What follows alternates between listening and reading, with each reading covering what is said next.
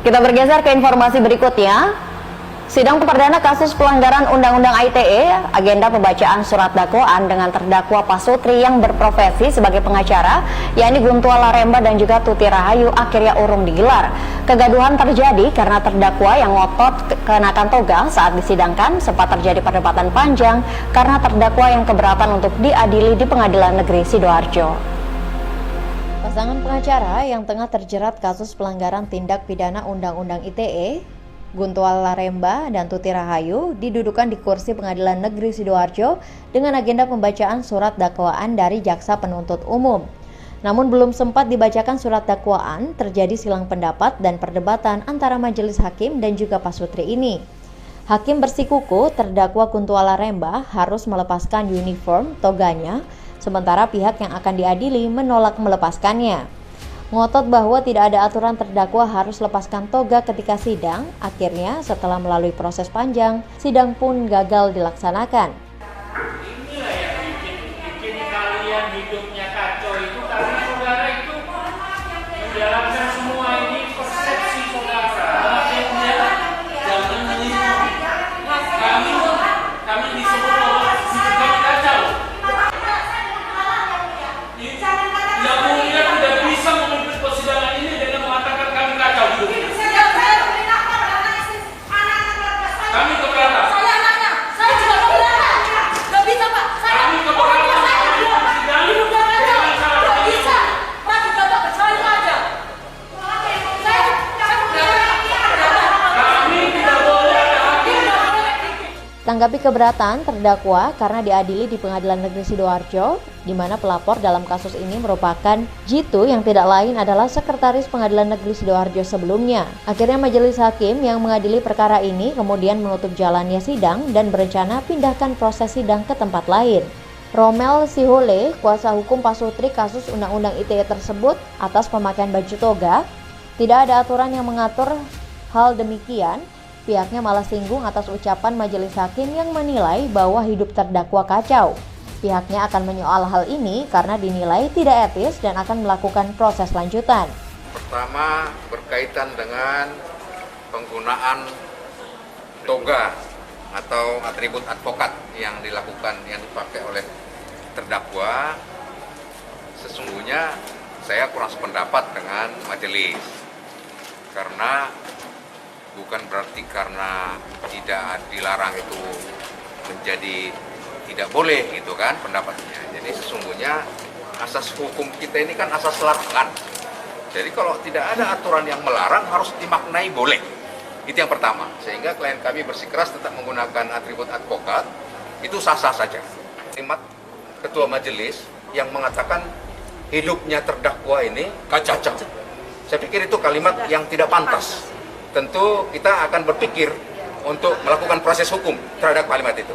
Seperti diketahui sebelumnya, kedua Pak Sutri ini dilaporkan oleh pihak Pengadilan Negeri Sidoarjo karena ditengarai membuat gaduh dalam proses persidangan di Pengadilan Negeri Sidoarjo pada tahun 2018 silam. Kegaduhan kemudian diviralkan oleh pelaku di media sosial, hingga kemudian karena merasa dirugikan, pihak Pengadilan Negeri Sidoarjo melaporkan kejadian ini ke pihak yang berwajib.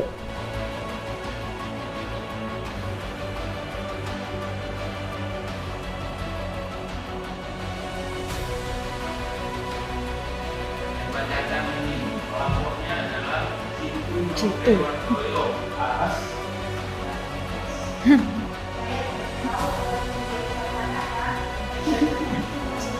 Inilah yang bikin kalian hidupnya kacau itu karena saudara itu menjalankan. Ya Allah, hakim kayak gitu. Hakim menyinggung. Nggak adil. Hakim model apa ini?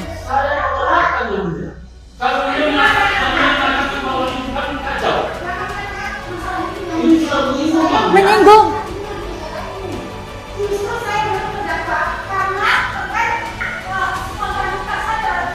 Hakim.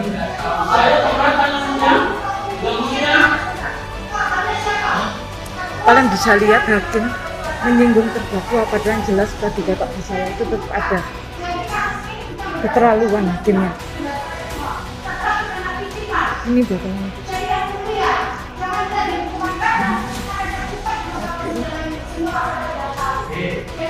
Kemudian saya keberatan kemudian sesuai dengan pasal 17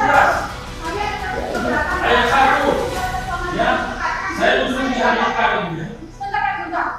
Saudara keberatan dihadiri di PNC Lampung. Saya keberatan terhadap Iya, kan? ucapannya Iya. Yang mulia tidak bisa memimpin persidangan ini dengan mengatakan kami kacau hukum. Iya benar. Kami keberatan. Saya anaknya, saya juga keberatan. Nggak bisa Pak, orang tua saya dibilang hidupnya kacau. Nggak bisa, praduga tak bersalah itu ada. Saya keberatan Pak, saya keberatan. Orang tua saya dibilang kayak gitu. Hakim nggak boleh kayak gitu. Iya, nggak boleh hakim kayak gitu Pak. Saya kecewa, saya kecewa. Saya kecewa. Nggak terus. Ini enggak biarin. Kasihan Abi itu kayak gitu. Hakim nggak punya hati. Hakim nggak punya hati. Itu mama saya. Mama saya itu jaga kacau. Kalian jahat. Kalian jahat. Nggak bisa apa kita video. Nggak bisa. Dingin. Kasihan Abiku. Dibilang kayak gitu sama hakim. Mana keadilan? Ya Allah, astagfirullah.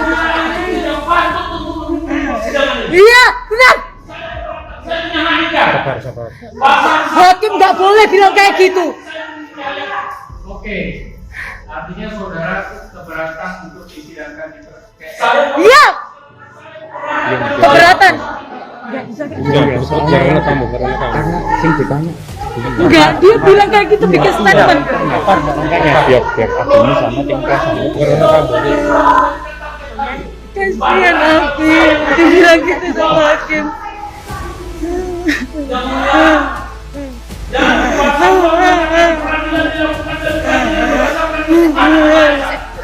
Enggak bisa. Kasihan Nabi dibilang gitu. Hidup kita nggak kacau. Kalian yang kacau. Pak Sidoarjo. Mana hakim bilang kayak gitu? Semua diatur Pak.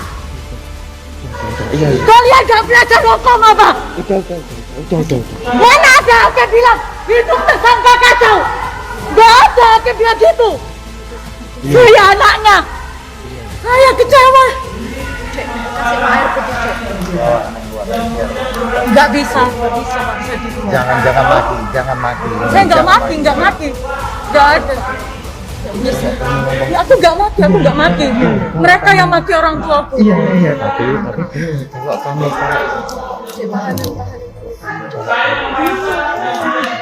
nggak biarin dia bukan biar orang bukan biar orang Nggak aku harus lihat, nggak aku harus video. Nggak bisa ini hakim keterlaluan.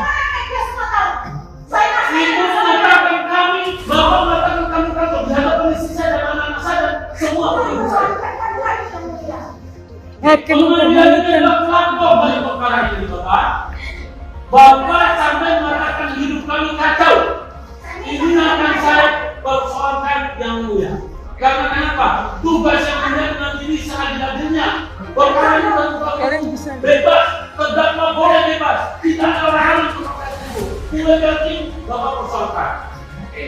Sekarang bapak mengatakan kami ini apa? Apakah kami akan mendapatkan keadilan terlebih mudah? Oke. Yang saya tanya, saudara keberatan dihadiri di PN juga. Pertama saya keberatan bahwa perkara ini diproses dengan pelapornya adalah ketua pengadilan. Karena ketua pengadilan ini mewakili siapa? Mewakili subjek hukum. Ingat, Bapak, saya mewakili itu, Bapak. Cukup. Inilah yang saya bilang tadi kacau dalam diri saudara itu karena saudara mempertahankan apa yang di benak saudara saja. Saya bacakan, pelapornya bukan ketua pengadilan.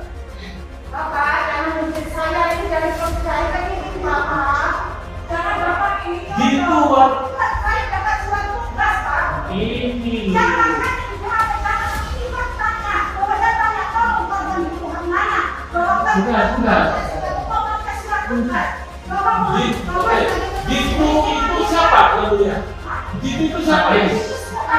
Iya. Dia melapor itu atas dasar apa ini? Yang dia lihat. Jadi aduan yang mulia. Yang dia lihat. Dia lihat jadi aduan yang mulia. Pasal 23 ayat 3 yang mulia. Yang mulia, kalau orang yang mengalami tidak mengerti, tidak menghormati hak asasi manusia, karena orang yang mulia. Jadi saudara keberatannya dan keberatannya. Jadi begini Pak, karena terdakwa keberatan untuk diadili, bahkan tidak mau melepas uniformnya, sidang ini tidak bisa dilakukan. Ya, biarlah nanti supaya dia tidak merasa kepentingannya itu tidak dijaga dengan baik. Mungkin ada baiknya bukan Egen Sidoarjo ya proses administrasi ya.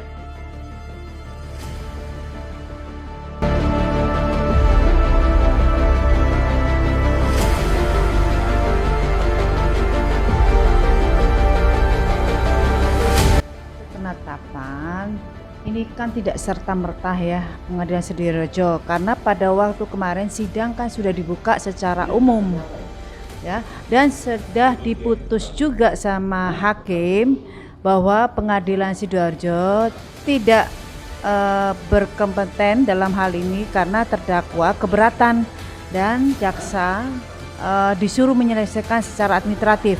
Tapi menjadi satu keganjilan juga, tadi ini barusan dapat juga surat dari jaksa dalam hal adanya satu penetapan sidang lagi. Nah, ini menjadi kerancuan, tidak ada namanya satu perkara dalam hal ini disidangkan 2 kali, itu kan habis in idem ya.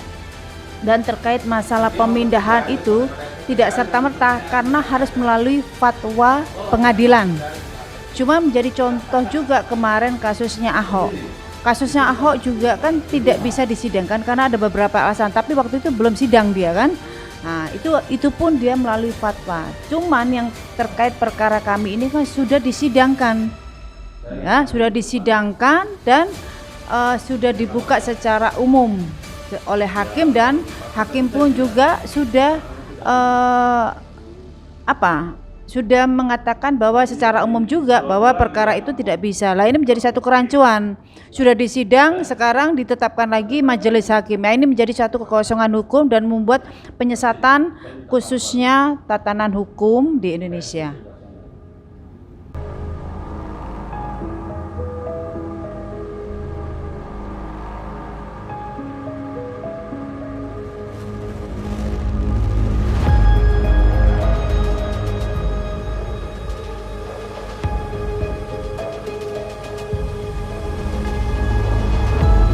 Dengan terkait tanggapan yang terkait panggilan untuk sidang yang kedua, ini kami merasa aneh bahwa kita itu hukum itu menganut namanya istilahnya kalau ada nebis in idem itu nggak boleh. Nah, sedangkan perkara ini kan sebetulnya sudah keluar penetapannya kemarin dengan nomor ya untuk bersidang pada tanggal 28 ya di Pengadilan Negeri Sidoarjo, dan itu sudah dilaksanakan sidang di Pengadilan Negeri Sidoarjo. Yang menjadi aneh ya, ini adalah Pengadilan Negeri Sidoarjo sudah ya ini. Kemudian pada tanggal 28 sudah kita lakukan sidang ya. Pada hari Kamis ya, sidang sesuai dengan jadwal agenda yang sudah ditetapkan ini. Sudah dibuka untuk umum ya. Sudah dibuka untuk umum, kami sudah melakukan sidang. Cuma yang menjadi pertanyaan bahwa setelah sudah dibuka untuk umum dan sudah diputus juga oleh pengadilan, pada hari itu juga diputus bahwa Pengadilan Negeri Sidoarjo tidak berwenang untuk menyidangkan perkara itu. sebagaimana ketentuan KUHP pasal 195 itu apa yang diucapkan oleh hakim majelis di dalam persidangan, itulah yang menjadi putusan pengadilan. Jadi menjadi aneh ketika majelis hakim sudah membuka pada tanggal 28, pada Kamis tanggal 28 Januari, kemudian dia juga menyatakan bahwa sidang akan tidak bisa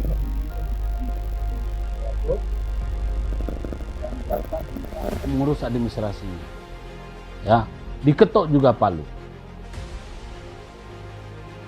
Kalau keadaan kenyataannya seperti kayak gini, kita tuh menganut hukum apa, ya kan? KUHP kita sudah jelas, ya. Di pasal 195 KUHP mengatakan bahwa putusan yang diucapkan di muka hukum, di muka persidangan umum, itulah putusan yang sah. Atau bunyinya begini, bahwa putusan pengadilan, ini sebentar saya coba bacakannya, putusan pengadilan tentang apa ini? Ini supaya lebih jelas ya. Nih tulisannya ini begini,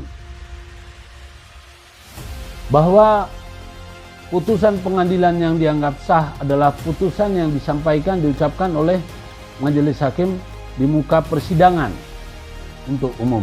Nah ini, semua putusan pengadilan hanya sah dan mempunyai kekuatan hukum apabila diucapkan di dalam sidang terbuka untuk umum.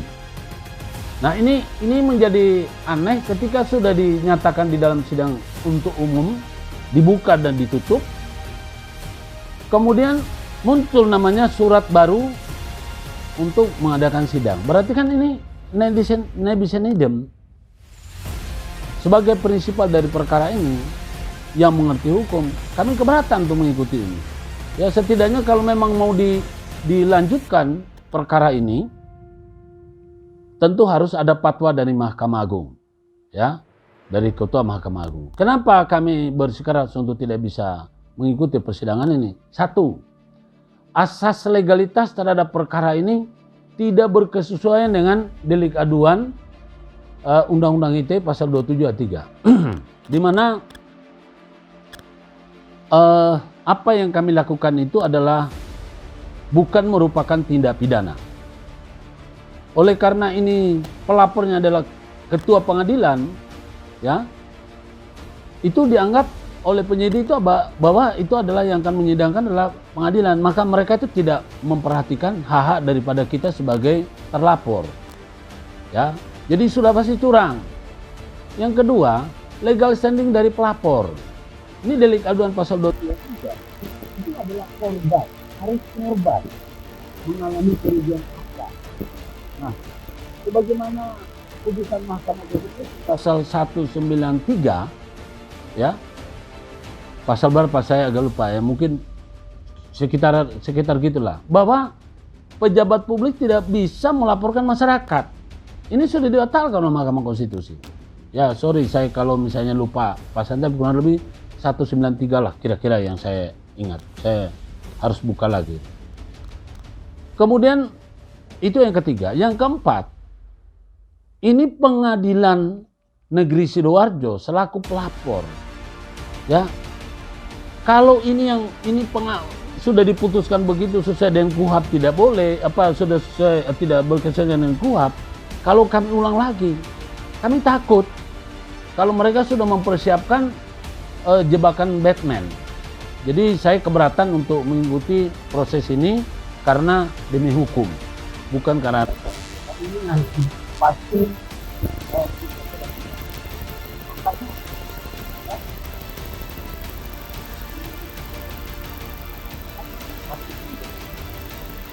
seolah-olah menjadi target, ya. Saya rasa itu yang perlu saya sampaikan. Terima kasih.